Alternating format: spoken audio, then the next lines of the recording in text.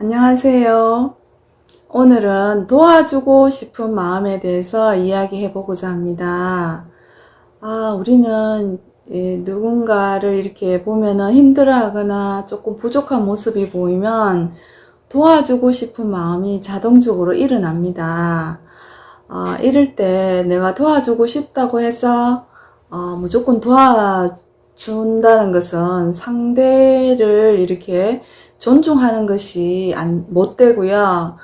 또 나도 모르게 상대의 개인적인 영역을 침범하거나 월권하는 행동이 될 수가 있다는 것을 이렇게 생활 속에서 발견하게 되었습니다. 그래서 내가 도와주고 싶은 마음이 일어난다고 해서 무작정 도와준다는 것은 굉장히 조심해야 될 어떤 그런 행동이라는 것을 이야기해 봅니다. 하나씩 예를 들어서 해보겠습니다. 예를 들면은 가족 관계나 자녀 관계에서 내가 뭔가를 도와주고 싶을 때가 있습니다. 그럴 때 어떻게 하면 좋을까요? 내가 도와주고 싶다고 해서 이렇게 해라 이렇게 강요하는 것은 이렇게 상대에게 절대로 도움이 안 됩니다. 아무리 그것이 좋은 방법일지라도 그것은 내 생각이고요. 가족이나 자녀에게는 그것이 도움이 안 될 경우가 있습니다. 그럴 때는 어떻게 하면 좋을까요? 단지 나의 생각을 이렇게 어필하거나 의견을 제안해보는 정도 선은 이제 상대를 존중하는 것이고 그 월권이나 개인적인 영역에 대한 침범이 되지 않습니다. 그래서 가족 관계일지라도 도와주고 싶은 마음이 일어났을 때 나의 생각을 어필하고 의견을 제안해보는 것까지 하는 것이 좋고요. 그 다음에 제 지인의 경험을 빌려보자면은 저의 지인이 금융기관에서 일을 하는데 책임자로 있어요. 근데 그 어떤 단골 고객분께서 이제 그분이 할아버지셨는 것 같아요. 그분이 이제 금융거래를 마치고 이렇게 이제 영수증을 이렇게 보는 과정에서 이렇게 연세가 있다 보니까 글자를 잘 못 본다고 판단을 했는지 이제 그 대신 이제 그 숫자를 읽어 봐 드리겠다고 물어보지 않고 이렇게 숫자를 이렇게 보려고 했다고 합니다. 그래서 이제 그 할아버지 고객께서 좀 버럭하셨는 것 같아요. 왜 이거를 보려고 하느냐 이렇게 이제 오해를 하셨다고 하는데 이제 금융기관의 책임자분은 그걸 보려고 하는 의도는 전혀 없었는데 이제 그렇게 할아버지는 이제 그 금융 거래로 인한 어떤 불편한 마음이 있었는 상황에서 어떤 개인 정보가 이렇게 사생활의 정보인데 그거를 이제 보려고 한다고 판단하시고는 버럭하셨는 것 같아요. 이럴 경우에는 이제 반드시 이제 그 고객분에게 여쭤봐야 됩니다. 제가 이렇게 읽어봐드려도 될까요? 도와드릴까요? 이렇게 했을 때 그 고객분을 존중하는 것이 되고 그 고객분의 어떤 개인적인 정보에 어떤 월권이나 침범이 되지 않습니다. 그리고 또 하나의 예를 들면은 제가 아는 지인분 중에 이제 자녀분이 축구를 하는 그런 부모인데요.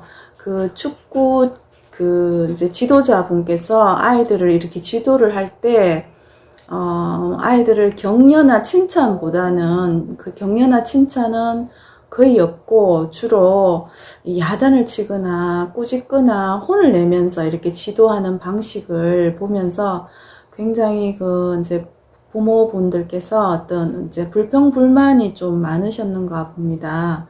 그래서 이제 그 불평불만을 그 이제 지도자분에게 이야기를 해주는 것이 그분에게 도움이 되지 않을까 이렇게 생각을 하고 계시던데요. 제 생각에는 아무리 이제 그 도와주고 싶은 마음이 있지만 그분의 그 좋지 않는 점을 이렇게 가서 이야기한다는 것은 그분과의 어떤 특별한 신뢰 관계가 돈독하게 쌓여 있지 않으면은 이 부분은 굉장히 조심스러운 부분이라고 저는 생각합니다.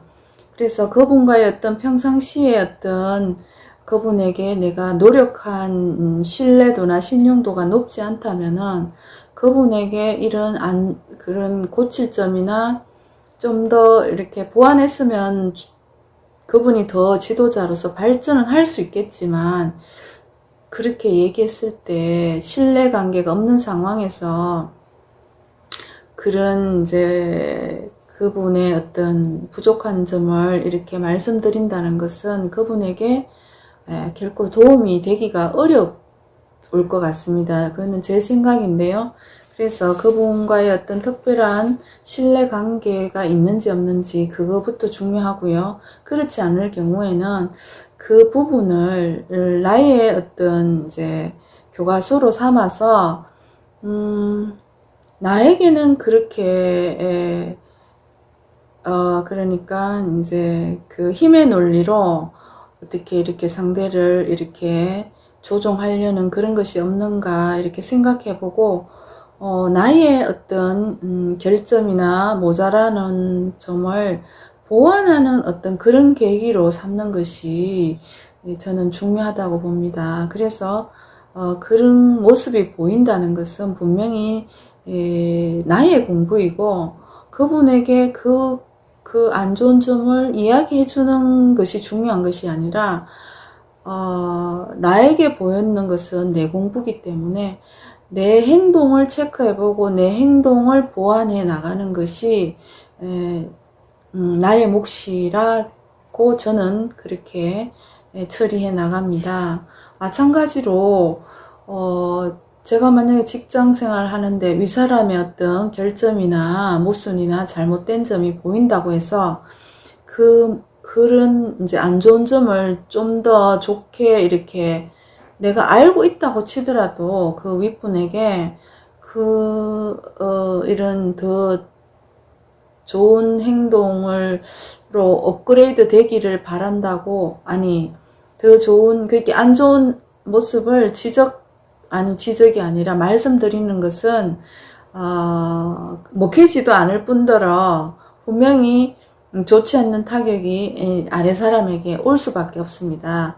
그런 윗사람의 결점이나 모순이 보인다는 것은 분명히 나의 공부이고 나에게도 있는 점이기 때문에 내 행동을 돌이켜서 점검해서 내 행동을 이렇게 보충하고 업그레이드하는 그런 계기로 삼을 때 그 윗사람의 결점이나 모순이 더 이상 모순이나 결점으로 보이지 않습니다. 그리고 윗사람의 그런 결점이 저절로 사라진다고 해요. 그래서 그런 이제 상대의 어떤 모순이나 결점을 내 걸로 받아들여서 나의 행동을 업그레이드하는 그런 계기로 만드는 것이 중요할 것입니다.